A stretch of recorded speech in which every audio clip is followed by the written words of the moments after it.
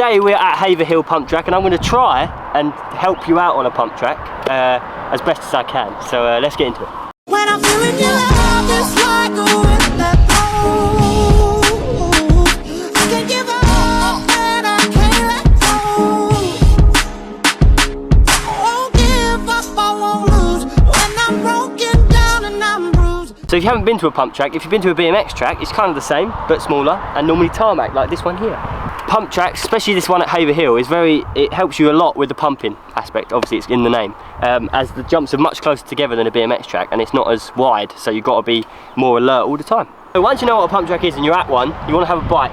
Now I have a BMX because BMX is the superior bike, but you can ride a jump bike which has got one set of suspension on the forks, but you don't want to have like a full sus, because then you're just going to lose so much speed.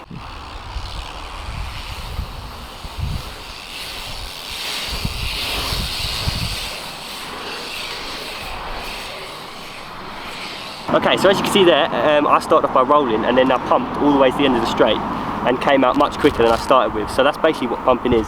Basically pushing into the ground with both your arms and legs. Yeah, and then you can move on to manually. When you've learnt pumping and you're actually too quick to pump around a jump, you'll have to manual it, which is basically having the front wheel up. It's like a wheelie but no pedals, and you're basically pushing through just with more of your legs, and it's basically skipping a jump. Basically you're making the jump as a big roller, as demonstrated right now.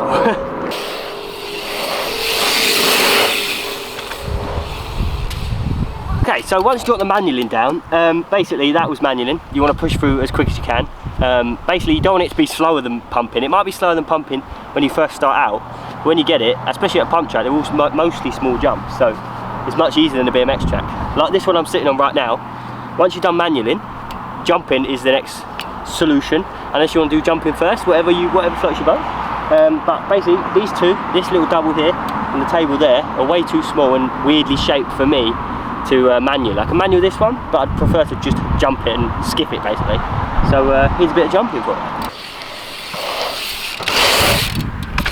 Oh. That was a little example of jumping. I'm not amazing jumping, but there's a bit of jumping, alright? But there's one rule you don't want to do on a pump track, and it's this. Because someone's coming behind, especially normally a quicker rider, like myself, it's just going to hit you. So just don't stop on a pump track if you can. If you crashed, you can stop. I'll allow that. Me and Jacob will both allow that. If you crash, you can stop. But other than that, don't be stopping on pump tracks. And if you have stopped, move over. And then when you go back out, have a look, make sure no one's coming, that you're gonna like T-bone, and you'll be all good. Okay, so that was my little video about pump tracks. As if you watch the channel a lot, there's a lot of pump tracks in it, so you'll slowly get to know pump tracks. Thanks for watching, and I will see you in the next video. Bye. The roof don't drop, so we poking out of the sunroof. No AC, no MP3s, only CDs. Tell me what you want to do. If I don't make it, please don't fake it. You got me if I got you. I got this spot too that I go to when the sun is up. The grass is green, there ain't no TV screen, only blue skies. Please use your imagination, tell me what you dream. And I picture you when I on the scene. But are you snapping? Cause I ain't getting cream from serving packets on the block to